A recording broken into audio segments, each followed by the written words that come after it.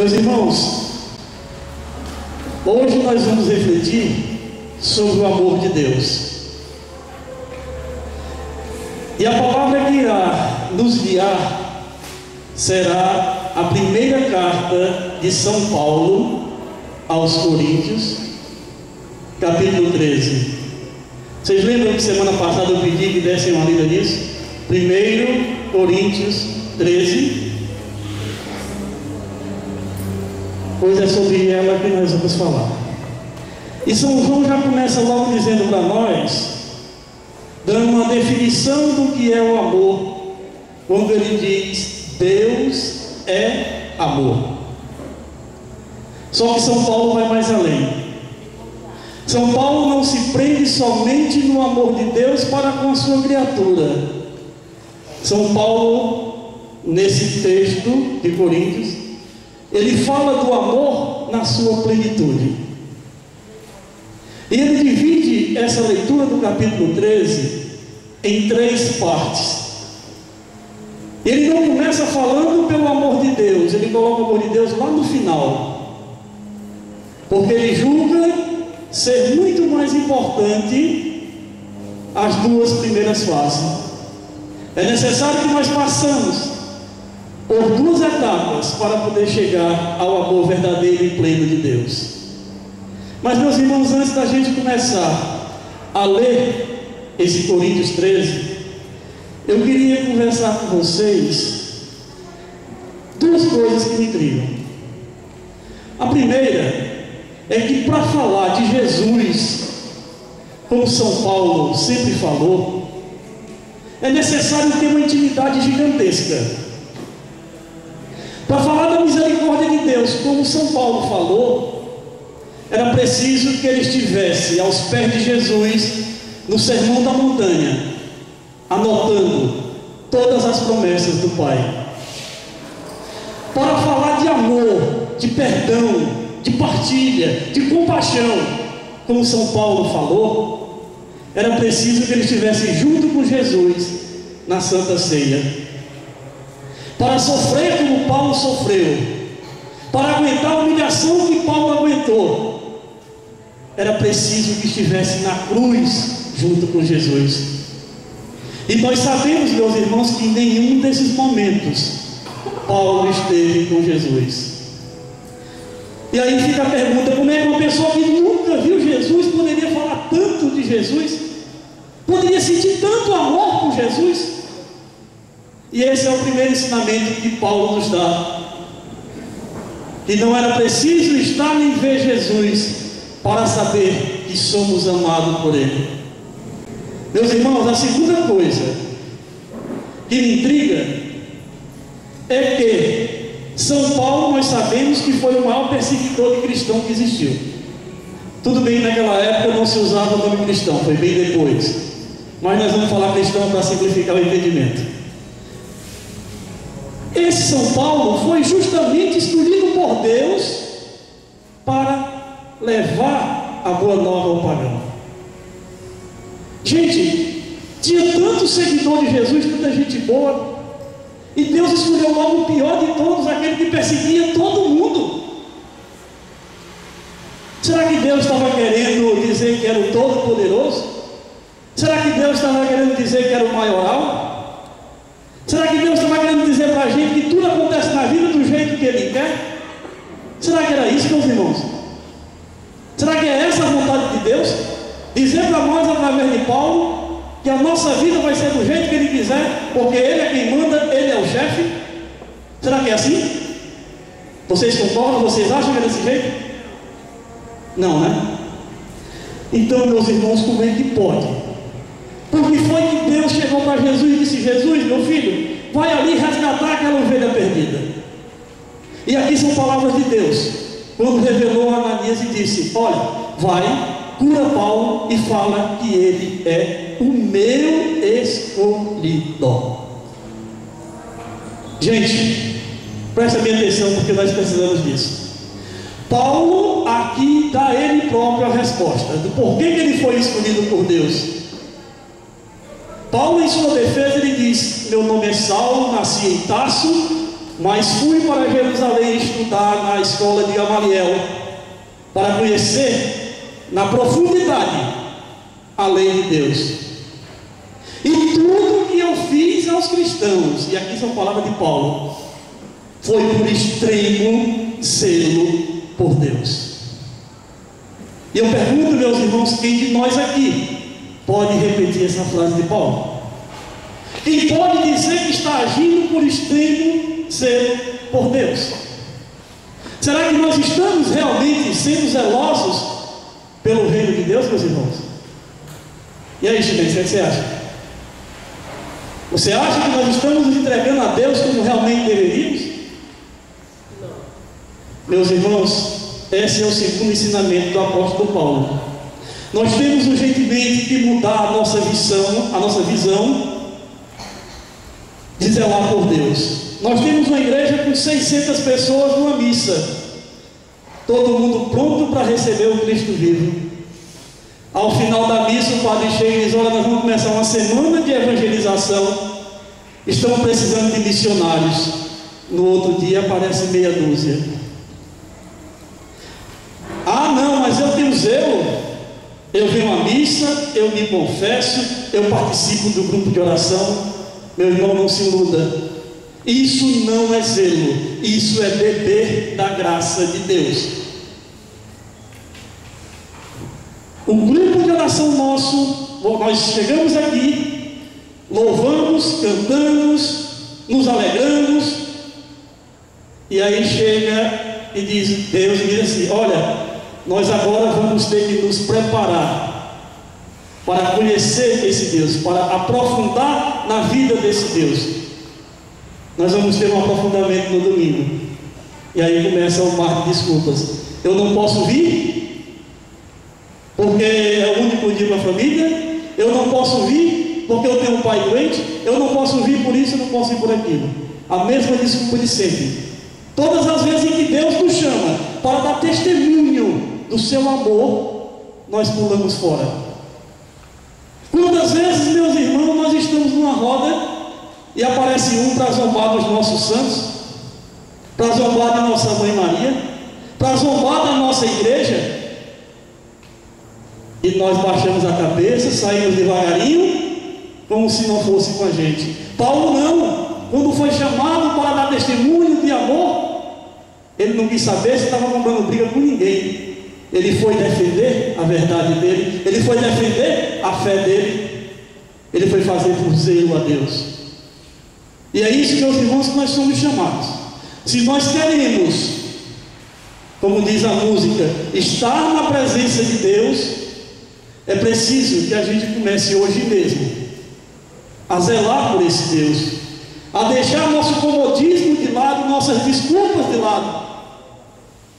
Não adianta só beber da graça e de graça. É necessário que a gente arregace as mangas e comece a conhecer esse Deus, para fazer como Paulo e poder dizer: tudo que eu faço é por zelo a Deus. Meus irmãos, começando a leitura, Paulo diz assim: ainda que eu falasse línguas, as dos homens e as dos anjos, se eu não tivesse o amor, e aqui nós sabemos que o amor é Deus, seria como um símbolo ruidoso, ou como um símbolo estridente. Ainda que eu tivesse o dom da profecia, o conhecimento de todos os mistérios, de toda a ciência, ainda que eu tivesse toda a fé a ponto de transportar montanhas, se eu não tivesse o amor, eu não seria nada. Ainda que eu distribuísse todos os meus bens aos famintos, ainda que eu entregasse o meu corpo às chamas, se eu não tivesse o amor, nada disso me adiantaria. Meus irmãos, essa primeira parte da carta de São Paulo aqui, ele está falando primeiro do nosso amor para com Deus. Ele julga ser o mais importante, porque se eu não me abrir à graça de Deus, se eu não me abrir à misericórdia de Deus, se eu não me abrir ao amor de Deus, nenhuma das outras duas irão acontecer. E o interessante, se vocês notarem, logo no começo, Paulo está falando de todos os dons. Dom de línguas, dom de cura, dom de discernimento, dom de profecia. Ou seja, Paulo está dizendo que Deus tem todos esses presentes para nos oferecer. Está dizendo que Deus está preparando o melhor para nós. Só que nós rejeitamos, nós nos fechamos, nós não nos abrimos à graça de Deus. E São Paulo está dizendo aqui o seguinte: olha, não interessa, por mais que Deus faça, nós sempre vamos arranjar uma maneira de desfazer. Nós sempre vamos arranjar uma maneira de ficar tristes. Nós sempre vamos arranjar uma maneira de ficar cabisbaixo, de entregar os pontos, de desistir. Você tem uma vida boa, uma casa boa, uma família maravilhosa. Um dia dá uma coisa errada, e aí para você já é desgraça completa. E já começa: ah, que a minha vida não presta. Ah, porque Deus me esqueceu. Era melhor morrer. Não é assim que a gente faz? Quando as coisas começam a dar errado, não é assim que nós agimos? É ou não é? Nós não temos essa mania de jogar a culpa em Deus, de dizer que Deus esqueceu da gente, que nós somos rejeitados. Meus irmãos, há umas 3 semanas eu recebi um e-mail muito interessante, de uma pessoa muito alegre, e os amigos se incomodavam com isso, e perguntaram: você sempre foi assim? Eu disse: não, eu já fui igual o Chimenez. Eu já fui muito de culpar a Deus. Só que um dia eu descobri que a vida sempre me dá 2 escolhas. Eu é que escolho a errada. Ah, não, mas não é assim não, cara. Tem coisa na vida que não tem solução. Tem, meu irmão. E ele dá esse testemunho. Ele disse que tinha tudo na vida, mas pegou uma doença séria, e tudo foi embora atrás da cura. E ele, numa sala de hospital, pronto para ser operado, ele olha para os médicos e vê os médicos conversando um com o outro, como quem diz: quem assina o atestado de óbito dele? Eu ou tu? Ele olhou para as enfermeiras e viu, dizendo: meu Deus, mais um que vai para a cidade dos pés juntos. Ele viu naquela sala que não tinha escolha, que não tinha salvação, era a morte. Nessa hora ele lembra o seguinte: eu tenho 2 escolhas. Ou eu aceito o que está todo mundo dizendo, que eu sou um derrotado, que eu sou um desgraçado, que eu não mereço a graça de Deus, ou eu vou me entregar inteiramente e confiar nesse Deus maravilhoso. E ele fez a segunda escolha. Fez sua oração, se entregou nas mãos de Deus, olhou para todos aqueles e disse: gente, eu só tenho um pedido a fazer. Eu vim aqui para viver e não para morrer. Eu confio na misericórdia do meu Deus, e confio na capacidade de cada um de vocês. Sei que se vocês confiarem no meu Deus da mesma maneira como eu confio, eu vou sair daqui andando. E todo aquele povo, comovido com a fé dele, envolvido pela fé dele, foram fazer a cirurgia e batalharam, tentaram e conseguiram salvar. Gente, é o que nós precisamos fazer. Na hora da dor, na hora da dificuldade, não é baixar a cabeça que vai resolver a coisa, é levantar, é se erguer, é fazer das tripas coração, como diz o dito popular, é deixar transparecer para os outros, contagiar os outros com a minha fé. É dessa maneira que Paulo diz que nós vamos conhecer o amor de Deus. São Paulo conclui essa parte dizendo que mesmo que distribuísse tudo aos pobres, se não tivesse o amor de Deus, não seria nada. Meus irmãos, muitas vezes a gente pratica caridade, que na realidade não é caridade. A gente vem chegando na igreja, vem uma pessoa com a mão estirada, a gente já cata uma moedinha e entrega, que é para poder não perder tempo. Não é assim? Não é verdade? Quando você vê uma pessoa no sinal, você vai lá, cata uma moedinha lá, vai entregar ele, vai, passa. Não é assim? Isso, meu irmão, é caridade? Ou é egoísmo, querendo se ver livre do problema do outro? E é isso que São Paulo diz aqui. Não adianta a gente praticar o amor pelo egoísmo. Nós temos que sentir no outro a presença de Deus. Nós temos que agir pelo outro como Deus agiria. Muitas vezes aquele outro que você deu uma moedinha, que deu R$1, ele não estava querendo dinheiro, ele estava querendo um ombro amigo, ele estava querendo alguém que escutasse o que ele tem para falar, como foi o caso do nosso amigo chinês. Gente, vamos começar a repensar todas essas maneiras falsas que a gente tem e que está agindo como Paulo agia, em favor de Deus. Não. Ele aqui deixa bem claro que é praticando essa abertura de entrega total que nós vamos começar a amar verdadeiramente esse Deus, a confiar verdadeiramente nesse Deus. E aí, meus irmãos, quando nós conseguimos realmente fazer essa abertura, começa a fluir uma segunda etapa. E a segunda etapa é quando nós começamos a amar o nosso próximo. Primeiro foi nós com Deus, agora na segunda etapa sou eu com o próximo. E ele diz assim: o amor é paciente, o amor é prestativo. Gente, vocês já notaram que é tão fácil a gente ser paciente e prestativo com os outros, e quando é com o nosso filho, com a nossa mulher, com o nosso marido, a coisa é diferente? Já pensou que eu chego aqui, eu pego a Gisele e converso com ela, escuto o que ela tem para falar, explico 10 vezes que eu preciso. Quando é em casa com a minha mulher, é os gritos, como se ela tivesse a obrigação de conhecer o meu interior. Você em casa, por conviver 30 anos com seu marido, acha que ele tem a obrigação de ler seus pensamentos? Gente, entenda uma coisa: a pessoa mais carente é aquele mais próximo da gente, porque nós esquecemos de dizer todo dia: bom dia, santa querida, eu te amo, tu é a razão do meu viver. Pergunto, maridão, qual foi a última vez que tu disse isso para tua mulher? Seja sincero. Faz tempo, faz? Mas não se preocupe não, é uma coisa. Qual foi a última vez que você chegou para ele chegando cansado do trabalho, e mesmo você, com seu cansaço, se produziu toda, recebeu ele na porta, aquele lá tem um cheio de problema, aquele largo sorriso, e diz: boa noite, querido, que bom você ter chegado. Qual foi a última vez que você falou isso? Faz tempo, não faz? Gente, é isso, gente. Nós não tratamos o nosso próximo que está próximo, porque achamos que ele tem a obrigação de se sentir amado, só porque eu estou com ele. E Paulo diz: não é assim não.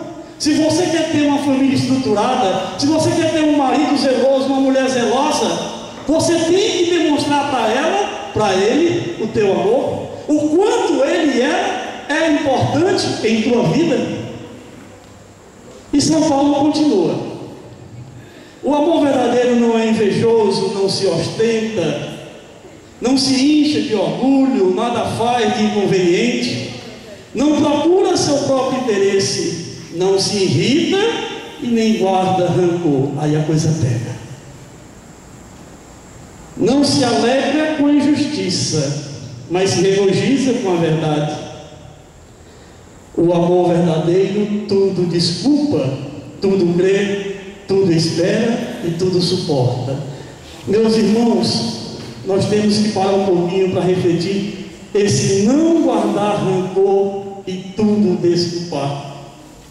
Gente, muitas vezes nós sofremos a dor no nosso coração, nos ferimos por dentro, com raiva de A ou de B, por guardar rancor. O perdão é a melhor maneira de se viver bem, de se ter um coração curado. Aí você vai dizer: ah, mas é difícil dar o perdão. É, realmente é difícil. Só até você começar a pensar que a pessoa que você está perdoando é você mesmo. Nós exigimos muito dos outros porque achamos que somos perfeitos, achamos que somos completos, e a partir do momento em que a gente começa a descobrir que o próximo é igualzinho a nós, quando nós começamos a ver um próximo fraco, nós começamos a nos reconhecer fracos. E é isso, meus irmãos, que nós temos que exercitar, a não querer perfeição de ninguém, porque nós mesmos não somos perfeitos. E nós temos que exercitar esse perdão, não porque a pessoa merece ser perdoada, mas porque eu preciso perdoar essa pessoa. Veja bem, eu sou amigão da Gisele, eu sou amigão da Luciana. Tudo que elas fizeram de mal contra mim, eu vou dar um desconto, porque elas são minhas amigas, eu gosto muito delas. Eu vou arranjar uma desculpa. Mas o pobre do Ximenes, aquele caboclo é chato, eu tenho pavor do Ximenes. Na hora que ele chega, já estragou o meu dia. Gente, o Ximenes nem abriu a boca. Eu já estou crucificando o pobre do rapaz. Por que eu não dou o mesmo desconto para o Ximenes que eu dou para os outros? Meus irmãos, quando alguém te fere, lembram que diz a palavra, não vai adiantar você amar quem te ama, você gostar de quem te gosta. O que vai adiantar é você aceitar o próximo do jeito que ele é, imperfeito como você. E quando nós começamos a aceitar esse próximo imperfeito, esse próximo cheio de falhas, e eu começo a ver no espelho, eu começo a passar para o terceiro estágio. Porque primeiro eu fui até Deus e disse: Senhor, eis-me aqui, eu quero te servir, eu quero que tu dirijas, que tu conduzas a minha vida. Na segunda etapa, pela graça e misericórdia de Deus, eu começo a enxergar o meu semelhante como um igual. E a partir daí começa uma terceira fase, onde, diante dessa abertura, toda a misericórdia e toda a graça de Deus vem ao nosso encontro. E é por isso que Paulo deixou por último. Não por ser menos importante, mas porque sabe que Deus sempre está disposto a nos acolher. Deus sempre quer o nosso melhor. Deus sempre quer estar do nosso lado. Nós é que muitas vezes nos colocamos distantes. Por magoar minha esposa, eu chego e digo: não, eu estou em pecado, eu não mereço mais o perdão de Deus. Já estou me distanciando. Por brigar com o seu João Porto, porque ele falou uma coisa e eu não gostei, eu estou me distanciando de Deus, porque estou distanciando do meu próximo. Meus irmãos, a partir do momento em que você começa a ver nas pessoas você mesmo como no espelho, começa a chegar a misericórdia de Deus. E como é bela a misericórdia de Deus, porque Ele sempre esteve esperando estar junto conosco. Só que Deus não vem de uma maneira grosseira, Ele espera pacientemente a nossa abertura. Para vocês terem uma ideia de como é que funciona Deus, seria mais ou menos assim: hoje é o dia do aniversário daquele teu filho pequenininho. Ele acorda cedinho, vai na cozinha e vê aquele bolo gigante, todo enfeitado, cheio de chocolate, cheio de sangue de valsa, aquela coisa linda. A primeira vontade que ele tem é de enfiar a boca ali e comer a metade. Não é ou não é? Olha, ela ri porque ela sabe o que é. Mas só, meus irmãos, que aquela criança sabe que se fizer isso, vai estragar a festinha à noite, não vai? Aí ela passa o dia todinho, ela dá uma voltinha, olha na cozinha, não tem ninguém, chega lá, bota o nariz bem pertinho. Mas sai correndo, porque se demorar muito tempo, ela vai fazer besteira. Ela dá outra voltinha, passa por ali como que não quer nada, olhando o bolo, doido para enfiar o dedo, até chega bem pertinho. Mas ela lembra que se enfiar o dedo, vai estragar a festa. E ela volta. Só que quando chega a noite, todo mundo reunido, a mãe chega e canta parabéns e diz: o bolo é teu. Corta os pedacinhos, ela não espera nem o guardanapo. Com a mão mesmo ela cata e distribui para todo mundo. Ela se lambuza naquele bolo. Alegria realizada. Assim é Deus. Deus, quando vê que nós estamos nos distanciando dele, Ele vai devagarinho, sopra no ouvido para dizer: ei, eu estou aqui. Quando você acha que perdeu e que não é merecedor mais da misericórdia de Deus, ele passa por perto de você e dá um cutucão. Ei, eu estou aqui. E meus irmãos, na hora em que você se abre para esse Deus, é nessa hora que ele faz festa, é nessa hora que ele se lambuza, é nessa hora em que ele se anima. E meus irmãos, eu digo a vocês, se deixe lambuzar por Deus, deixe Deus enfiar o dedo no seu bolo, que é a sua vida. Deixe Deus meter de cara a boca dele dentro do teu lar, porque eu te garanto, o prazer que Deus vai sentir nessa festa é o mesmo prazer que a criancinha sente no seu aniversário. E São Paulo diz o seguinte, concluindo: o amor jamais passará, e esse amor é Deus. Ele diz: as profecias passarão, as línguas cessarão, a ciência também desaparecerá, pois o nosso conhecimento é limitado, limitada também a nossa profecia, mas quando vier a perfeição, desaparecerá o que é limitado. Meus irmãos, essa é uma promessa de Deus. Não interessa como está a tua vida, não interessa em que ponto nós chegamos, a que ponto nós nos distanciamos de Deus, seja por que motivo for, ainda é tempo de voltar atrás, porque a promessa dele diz: todos aqueles que voltarem atrás, todos aqueles que me buscarem, todos aqueles que se entregarem, quando chegar ao final dos tempos, serão resgatados, assim como ele resgatou Paulo. E São Paulo continua dizendo: quando eu era criança, falava como criança, pensava como criança, raciocinava como criança, depois me tornei adulto, deixei para trás o que era prova de criança. E São Paulo deixa bem claro que não gostou, porque ele diz: agora vemos como no espelho, de maneira confusa. Gente, nós temos que voltar a ser criança. São Paulo realmente não gostou de ter crescido. Jesus disse muitas vezes: deixai vir as minhas criancinhas, não é assim?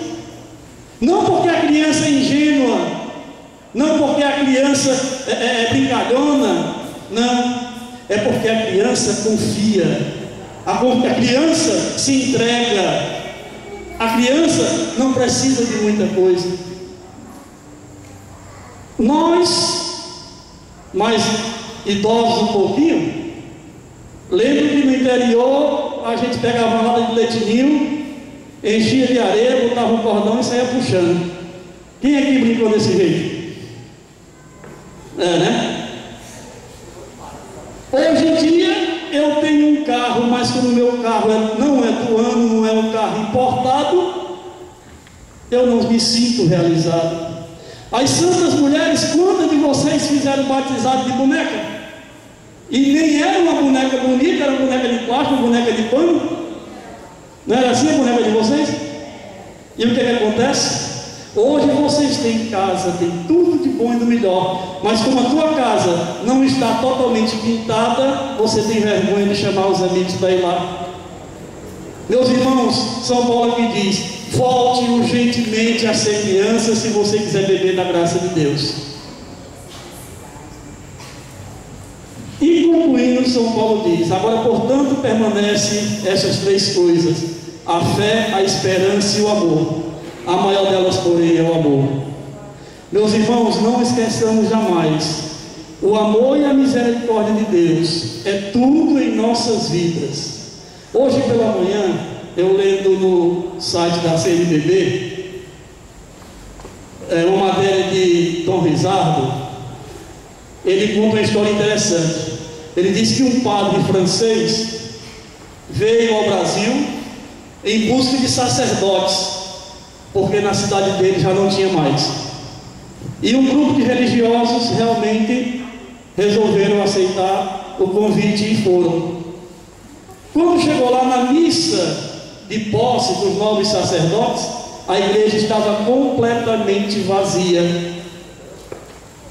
E os padres disseram: meu Deus, não tem uma pessoa para assistir a missa, mas vamos celebrar assim mesmo. E fizeram a missa de posse.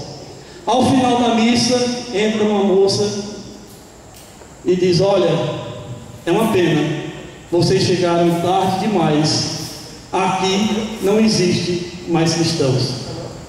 Gente, é essa a mensagem que hoje fica para nós.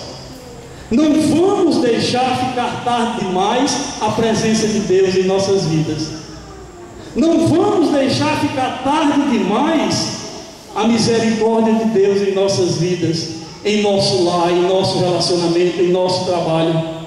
Não vamos deixar ficar tarde demais a hora do nosso encontro pessoal com Jesus, porque poderá chegar antecipadamente, sorrateiramente, sem nós estarmos esperando a nossa hora, e nós não podermos contemplar a face de Deus, não por vontade de Deus, mas por nossa própria.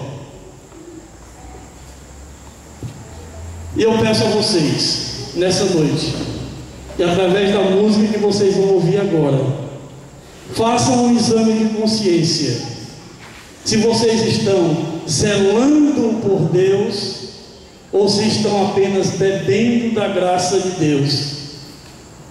Se é vantajoso para nós zelar por Deus, ou apenas beber da graça de Deus. Amém?